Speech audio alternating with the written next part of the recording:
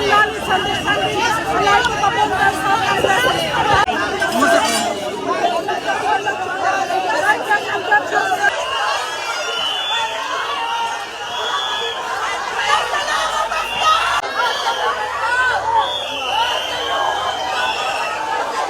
Ano? Kailangan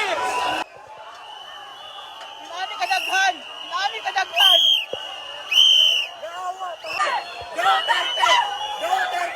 Eto na nga, makinig kayo. Meron pong sinugod. Yan kasi tago-tago pa sa batas eh. Meron pong sinugod sa kanyang compound.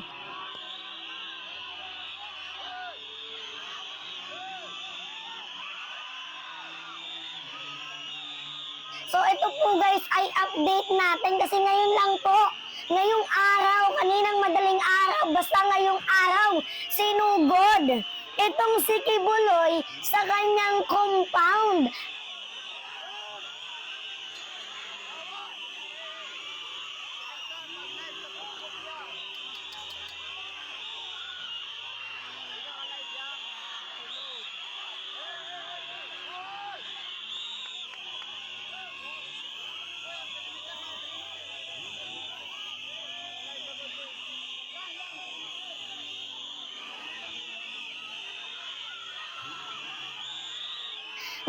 Mantakin nyo guys, pinaghahanap ng batas. Dahil unang-una, ang reklamo sa kanya, di umano, allegedly, sex offender, rapist, human rights violator, human trafficking, fraud, coercion. Ano pa ba yung mga kinakarap na kaso ni Kibuloy? Money laundering. Di ba? Mantakin nyo, ganyan yung mga kaso, ang bibigat. Tapos kayo mga bulag, ang lalaki naman ng mga mata ninyo, bakit mga bulag kayo?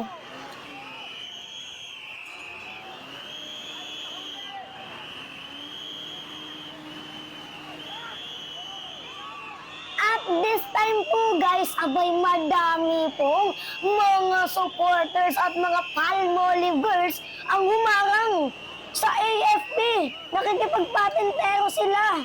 Parang nakikipag-ini-mini-mini mo. Talagang ayaw nilang ibigay.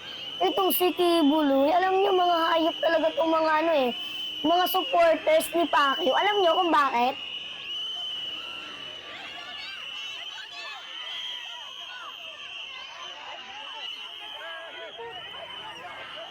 Nakikita niyo naman nagkaroon na ng napakadaming hearing. Pinapasipot siya, ngunit nagtatago. Diba? Tapos pagtatanggol ninyo, nakikipagpatintero kayo, tapos biglang sasabihin, ano ba yung mga layunin ninyo? Kung gusto niyo ng katotohanan, huwag si Kibuloy yung hulihin nyo. Si Marcos, ang damay pa kayo.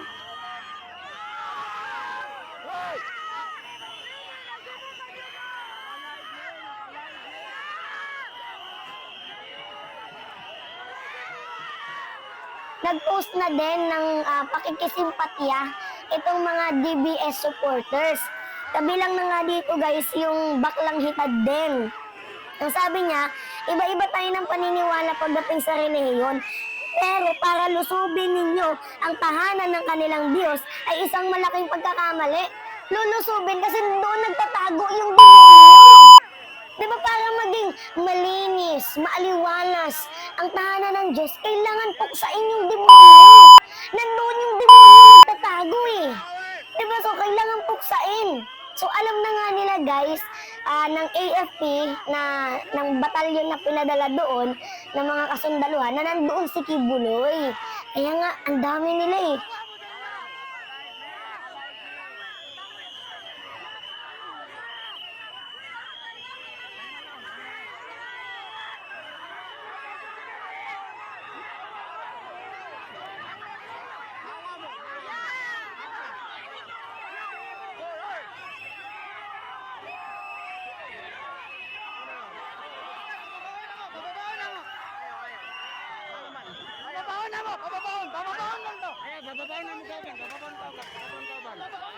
Bababaon na mo kauban.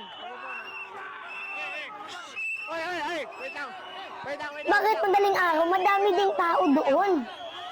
So meaning, talagang pinoprotektahan nila si Kibs. Alam nilang nandoon eh.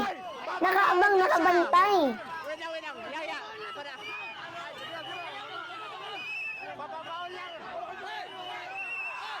Uy, papabaon lang siya. Ano lang? Papabaon lang. Bababa! Uy, malinaw! Papabaon lang siya!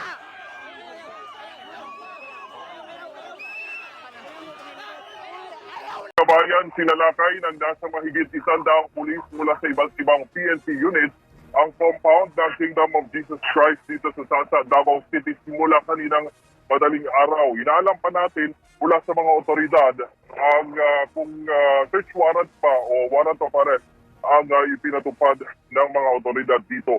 Nakabang naman sa labas ng compound ng mga pulis habang nakabantay naman ang maraming mga taga-suporta ng kontrobersyal na pastor na si Apollo Kibuloy. Sigaw ng mga taga-suporta, hustisya para sa kanilang pastor na nahaharap sa mga kasong child abuse, sexual abuse at human trafficking. Nakapasok naman ang mga PNP personnel sa loob ng compound pero wala pang impormasyon kung natagpuan ba nila sa loob si Kibuloy. May nakita naman tayong 3 chopper ng PNP na dumating sa KOJC compound kanina. Sa ngayon ay hindi pa nagbibigay ng pahayag ang mga otoridad at ang legal counsel ng KOJC kaugnay sa nangyayari dito. May mga dumating din umano ng mga operatiba sa iba-iba pang mga ari-arian ni Kibuloy tulad na lamang ng Prayer Mountain at sa mga ari-arian nito sa Island Garden City of Samar sa Davao del Norte. Saan yan sa Davao at anong oras pinasok ng mga pulis? Ang sa nakalap nating impormasyon ay bandang alas 4 ng madaling araw daw sumugod itong mga pulis dito sa Kingdom of Jesus Christ compound sa Davao City. Ito yung property ni Kibuloy, yung main office talaga ng Kingdom of Jesus Christ na nasa tabi lang ng Davao International Airport.